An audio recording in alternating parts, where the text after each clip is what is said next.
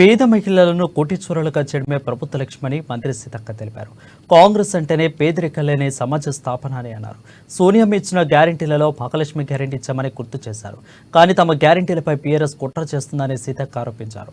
గత రాష్ట్ర కేంద్ర ప్రభుత్వాలు గ్యాస్ సిలిండర్ను 1200 రూపాయలు పెంచాయని, కానీ తమ ప్రభుత్వం అధికారంలోకి రాగానే 500 రూపాయలకి గ్యాస్ సిలిండర్ను అందిస్తున్నామని అన్నారు.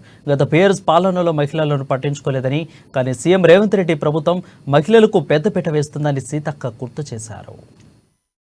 ప్రభుత్వం అని చెప్పడానికి సోనియమ్మ ఇచ్చినటువంటి అత్యంత గ్యారంటీలలో మహాలక్ష్మి గ్యారంటీ మరి మహిళలకు సంబంధించిందే.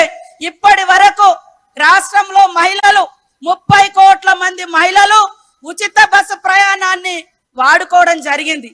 మహిళల మీద భారం తగ్గించాలన్నటువంటి ఏకైక లక్ష్యంతో మన అందరి సోదరుడు మరి రేవంత్ రెడ్డి గారు తీసుకున్నటువంటి సోనియమ్మ ఆదేశం మేరకు తీసుకున్నటువంటి నిర్ణయంలో భాగంగా ఉచిత బస్సు ప్రయాణం ప్రతి ఒక్క మహిళకు వస్తుందా లేదా ఆలోచించండి. దాన్ని కూడా అడ్డుకోవడం కోసం కుట్రలు చేసింది బీఆర్ఎస్ పార్టీ. అదే కాకుండా గ్యాస్ సిలిండర్ బీఆర్ఎస్ బీజేపీ వాళ్ళ కాలంలో 1300 దాకా